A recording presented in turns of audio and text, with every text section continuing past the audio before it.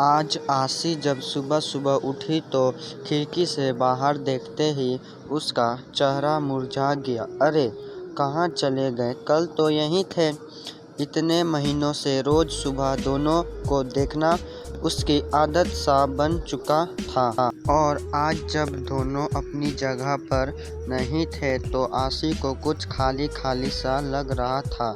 सुबह सुबह बस वे दोनों सामने दिख जाते तो आशी का रोम रोम पुलकित हो जाता था। सुवाधिद हो जाती थी उसकी सांसें। मन एक अशुद्ध सुखी महसूस करने लगता, और सबसे खास बात, इन सबका सकारात्मक प्रभाव पड़ता उसके मन मस्तिष्क पर, और कलम खुद ब खुद कोई गीत लिखने लगती। पता नहीं क्या जादू था उन नरगिसी फूलों में, बस देखते ही मन मचल उठता। शायद हसीम प्यार भरा था उनमें। आखिर उसी ने तो आशी के जन्मदिन पर यह गमला उसे उपहार में दिया था, और फिर दोनों ने मिलकर उसमें नरगिसी फूलों का यह पौधा लगाया था। देखो ना आशी, तुम्हारे लिए एक काम सौंप कर जा रहा हूँ।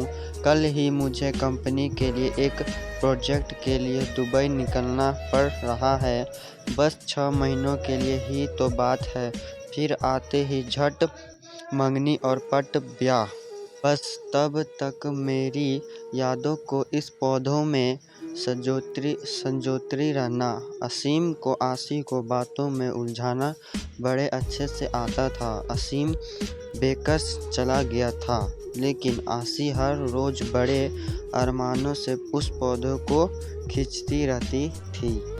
आशी की खुशी का उस वक्त ठिकाना नहीं था जब वह एक रोज सुबह उठी और उसने पौधों पर 2 पुग खिले हुए पीले रंग के। दोनों फूल बिल्कुल एक दूसरे से जुड़े हुए थे, आशी और असीम की तरह। और आशी रोज उन फूलों को निहारती रहती थी, असीम को याद करती। आशी को रोज असीम से फ़ोन पर बात होती थी। भला 2 साल से चल रहा प्रेम दूरियों से कैसे काम हो सकता था? इसी प्रेम की शक्ति ने तो उसे क्या से क्या बना दिया था।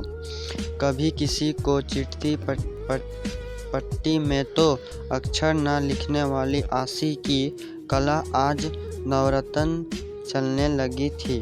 अपने जज्बातों की स्याही में भिगोकर क्या क्या ना लिखा डाला उसने तो एहसास में खुद को ऐसे फना कर दिया, हमने जिंदगी बाकी ना बची, ना तेरे साथ और ना तेरे बाद। Thank you guys, subscribe, like please.